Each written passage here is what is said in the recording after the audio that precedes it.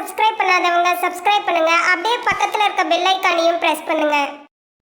கடக ராசியில பிறந்த உங்களுக்கு இந்த குரு பகவான் வக்கரம் நிவர்த்தி அடைகிற காலம் எந்த மாதிரியான ஒரு மாற்றங்களை கொடுக்க போறாரு?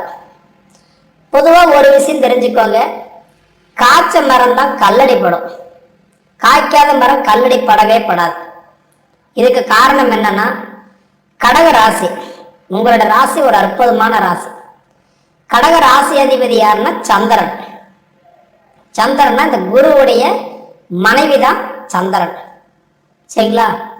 இப்ப குரு அடுத்தது எங்க வராருன்னா உங்க வீட்டுக்கு தான் வராரு. இந்த 12 கட்டத்துல குரு பகவான் உச்சமடைகிற வீடு எதுன்னு பாத்தீங்கன்னா உங்க ராசியில தான்.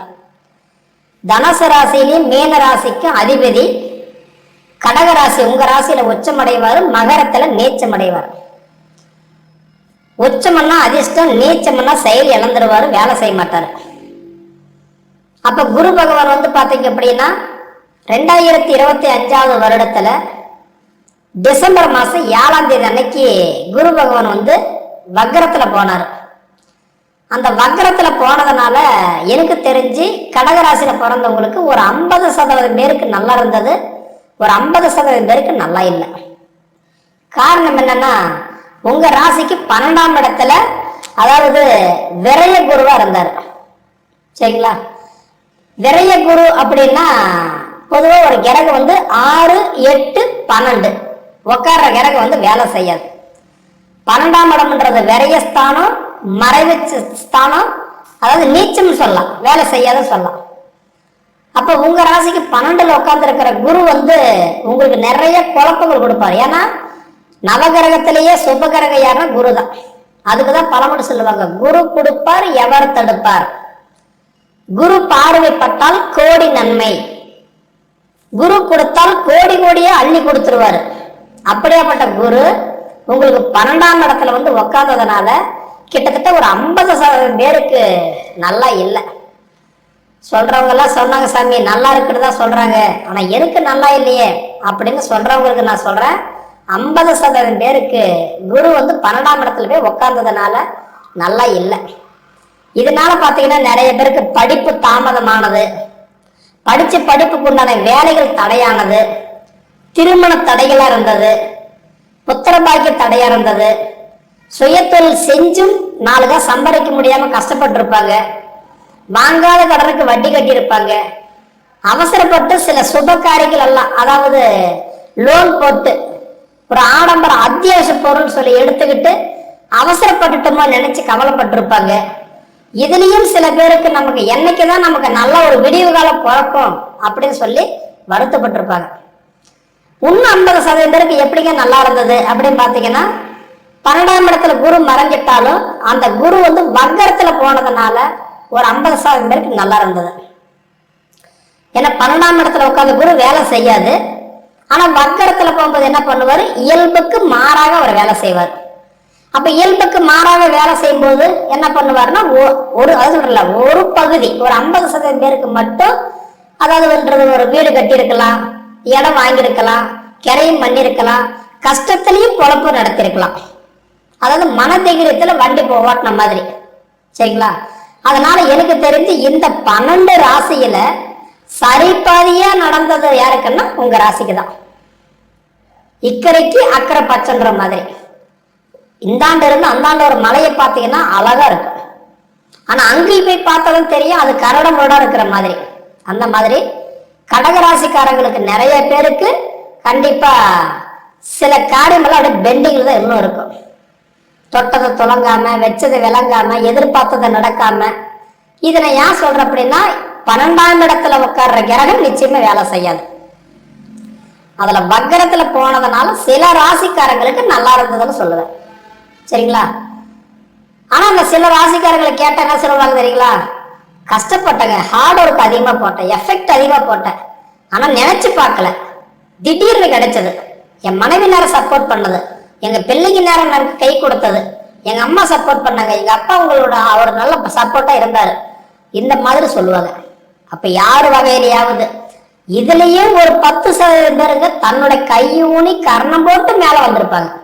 அதனால எப்படி பார்த்தாலும் கடகராசிக்காரங்களுக்கு நிச்சயமா, அதாவது 1000 கஷ்டங்கள் இருந்தாலும் உங்களோட முழுமையான நேரம் எப்ப நல்லா இருக்குது அப்படின்னு பார்த்தீங்கன்னா ஜூன் மாசம் 1ஆம் தேதி தான். சரிங்களா? இப்ப குரு பகவான் வந்து பார்த்தீங்கன்னா 2025 வருடத்துல டிசம்பர் மாசம் 7ஆம் தேதி குரு பகவான் வக்கரத்துக்கு போனார் இல்லையா?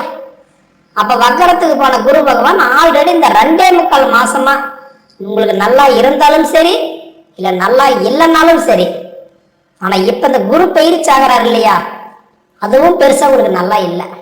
ஏன்டா இப்படி சொல்றாரு நீங்க நினைக்க வேண்டாம். 12ஆம் இடத்துல உட்கார்ற கிரகம் வேலை செய்யாது. ஆனா எவ்வளவுக்கு எவ்வளவு இதுல கஷ்டப்படுறீங்களோ அந்த கஷ்டம் எல்லாமே டபுள் மடங்கா உங்களுக்கு நல்ல பலன்களை கொடுக்கிறாரு. எப்ப தெரியுங்களா? ஜூன் மாசம் 1ஆம் தேதிக்கு மேல. ஏன்னா இப்ப குரு பகவான் வக்கர நிவர்த்தி அடைஞ்சிட்டா கடகராசிக்காரங்களுக்கு சூப்பரா இருக்கும். அப்படி இருக்கும், இப்படி இருக்கும். பொய் சொல்லிட்டு போறதுக்கு 1 நிமிஷம் போதும், வேலை செய்யாது. 12இல் எக்கிரகம் மறையுதோ அக்கிரகம் அஸ்திரமன்ட்டான், நீச்சம், மறைவு, விரயஸ்தானம். கண்டிப்பா சொல்றேன், தேனெல்லாம் பூசி தெருவெல்லாம் உருண்டா கூட ஒற்றை மண்ணு தானே ஒட்டும். நம்ப வச்சுட்டு போயிடலாம், ஒன்றும் பயப்படாதீங்க, நல்லது நடக்கும், நல்லா இருப்பீங்க, நல்லா இருப்பீங்கன்னு சொல்லிட்டு போறதுக்கு 5 நிமிஷம் போதும். ஆனா கண்டிப்பா மறைச்ச சொத்து மக்களுக்காகன்னு சொல்லுவாங்க. அந்த மாதிரி 100% கடகராசிக்காரங்களுடைய நிலைமை ஜூன் மாசம் 1ஆம் தேதிக்கு மதியத்துக்கு மேலதான் நல்லா இருக்குது. ஏன்னா அப்பதான் குரு பகவான் அந்த மிதுன ராசியில இருந்து கடக ராசிக்கு உங்க ராசியில வந்து குரு உட்கார்றாரு. ஆனா குரு பகவான் வந்து உங்க ராசியில உட்காரும் போது அரசியல் ஈடுபாடு உள்ளவங்களுக்கு அரசியல் வாய்ப்பு கிடைக்கும். விளையாட்டுத் துறையில உள்ளவங்களுக்கு விளையாட்டுல சான்ஸ் கிடைக்கும். கலைத்துறையில இருக்கிறவங்களுக்கு நல்ல பலன் கிடைக்கும். சொந்த தொழில் செய்ய நினைக்கிறவங்களுக்கு அந்த வெற்றி நிச்சயமா கிடைக்கும். மொத்தத்துல இப்ப எவ்வளவு கடன் வாங்குறீங்களோ, இப்ப எவ்வளவு கஷ்டப்படுறீங்களோ, இதுக்கு டபுள் மடங்கா நிச்சயமா உங்களுக்கு ஜூன் மாசத்துக்கு மேல நல்லா இருக்கும். ஏன்னா ஜூன் மாசம் 1ஆம் தேதி வரைக்கும் குரு பகவான் உங்களுக்கு 12ஆம் இடத்துல தானே இருக்கிறாரு. அதனால கொஞ்சம் சிரமமா தான் இருக்கும். சிந்திச்சு செயல்படுங்க. விரலுக்கு தகுந்த வேக்கத்தை வச்சுக்கோங்க. என்ன முடியுமோ அந்த கமிட்மெண்ட் மட்டும் வச்சுக்கோங்க. தேவையில்லாத கமிட்மெண்ட்ல இன்வால்வ் ஆகாதீங்க. நண்பனுக்கு ஒரு பிரச்சனை, மாமனுக்கு ஒரு பிரச்சனை, மச்சானுக்கு ஒரு பிரச்சனை, சொந்த பந்தத்துக்கு ஒரு பிரச்சனை போனீங்கன்னா நிச்சயமா அவங்க தப்பிச்சுக்குவாங்க, நீங்க மாட்டிக்குவீங்க. நல்லவங்கன்னு சொல்லி 10 ரூபா வாங்கி கொடுத்துருந்தீங்கன்னா அவங்க கட்ட மாட்டாங்க, நீங்க தான் கட்டுவீங்க. பொதுவா இன்னைக்கு ஒரு விஷயத்த மழை போல எதிர்பார்த்துட்டு இருக்கிறேங்க, எனக்கு கிடைக்குமா அப்படின்னு பார்த்தா உங்களுடைய ஜாதகத்துல அந்த பிராப்தம்ன்றது ஒண்ணு இருந்தது, அதிர்ஷ்டம்ன்றது ஒண்ணு இருந்ததுன்னா கண்டிப்பா நடக்கும். படைச்ச பிரம்மனே வந்து தடுத்தாலும் நிக்காது.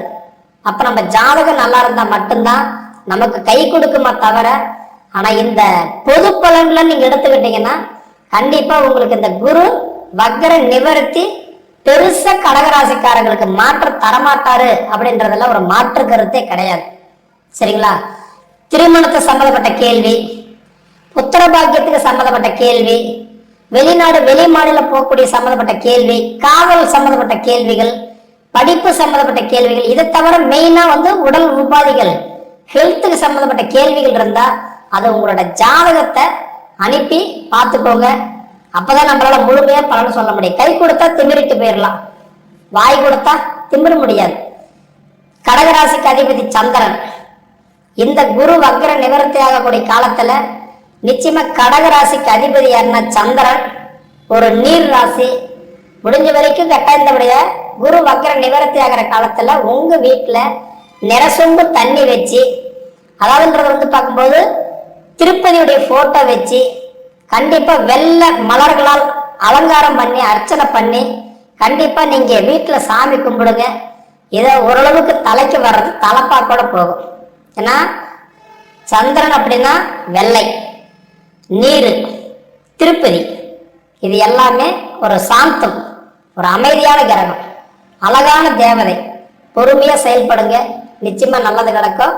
இண்டிவிஜுவலா ஒரு ஜாதகத்தை பார்த்துட்டு ஒரு முயற்சி எடுங்க. அந்த முயற்சி உங்களுக்கு எப்படி இருக்குதுன்றது பார்த்துக்கலாம்.